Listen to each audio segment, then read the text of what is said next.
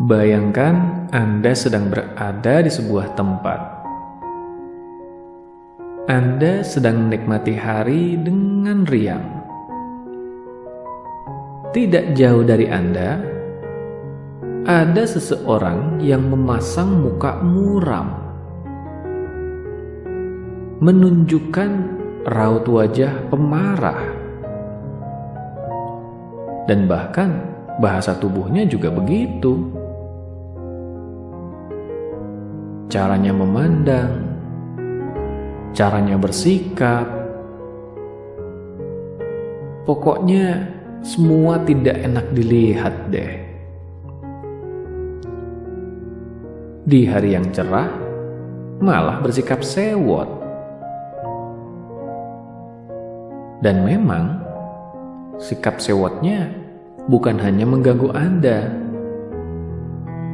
Lingkungan juga ikut terganggu olehnya.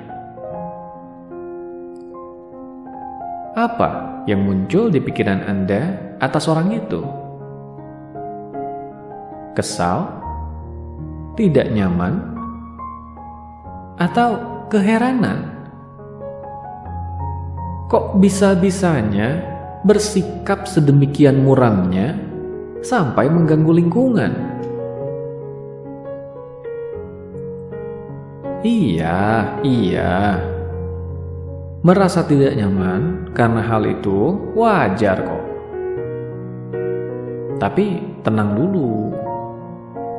Sekarang, bagaimana kalau Anda mengetahui bahwa orang itu baru saja kehilangan orang yang disayanginya pagi tadi?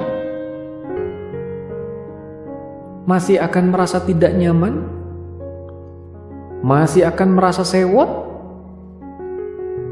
Kalau masih juga, kebangetan deh. Masa iya tidak ada rasa simpati pada sesama? Tapi pastinya tidak begitulah ya. Para penyimak video di YouTube channel saya ini pastinya orang-orang yang berjiwa welas asih tinggi. Hehehe. Tapi yuk kembali ke pesan moralnya dulu. Ternyata penilaian kita sangat bergantung pada seberapa banyak kita mengetahui. Ketika yang kita ketahui hanya setengahnya, maka hanya setengah itu juga yang bisa kita nilai. Coba deh, pahami keseluruhan isi kisahnya dulu. Jangan buru-buru menilai apa-apa kalau baru tahu sepotong. Di balik orang-orang yang melakukan keburukan sekalipun, ada kisah yang melatari perilaku mereka. Bukan berarti kita setuju loh ya. Bukan berarti kita membenarkan juga. Kalau memang itu merugikan, ya kita tahu itu salah. Tapi kita tidak larut dalam menilai dan menghakimi. Ingat, bentuk godaan itu banyak. Bukan hanya dalam godaan untuk melakukan keburukan, tapi juga godaan untuk merasa diri lebih baik dari orang lain.